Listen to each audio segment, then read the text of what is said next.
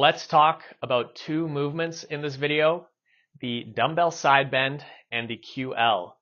Both of these movements are going to have the same benefits, including strengthening our lateral abdomen, improving the ability of the spine to flex laterally. We'll be strengthening the muscles strapping the lumbar spine, and we'll also be strengthening a muscle at the side of the hip called the TFL. Let's talk about the regression first, which is going to be the dumbbell side bend. The QL can be the progression to the dumbbell side bend. So for the dumbbell side bend, all we'll need is a dumbbell, and all I'm thinking about is dropping this dumbbell down to the ground as my hips shift the opposite way. I'm simply going to go as far as I can and then stand back up to my start position.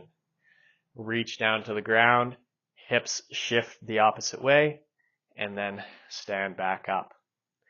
So what I want to feel in this exercise to know I'm doing it correctly is that I'm getting more of my weight shifted over into my opposite side of the hand that's holding the dumbbell. If I feel that, I know I'm doing this movement correctly. If I feel like my opposing foot is lifting up off the ground, then I'm not going to get those same benefits of strengthening the TFL and strengthening the abdomen and the spine. The other thing that I need to think about in this movement is I pretend that there's a pane of glass in front of me and a pane of glass behind me, and I don't want to break either of those panes of glass. If I am shifting the hips back and bending forward, I'm not going to get the same benefits. And if I'm shifting backwards and breaking the plane of glass in front of me, I'm not going to get those same benefits. So make sure that weight shifts over into the opposing foot. You go as deep as you can without breaking the pane of glass in front of you or the pane of glass behind you, and then stand back up to your start position. As I said earlier, the QL is the progression to the dumbbell side bend.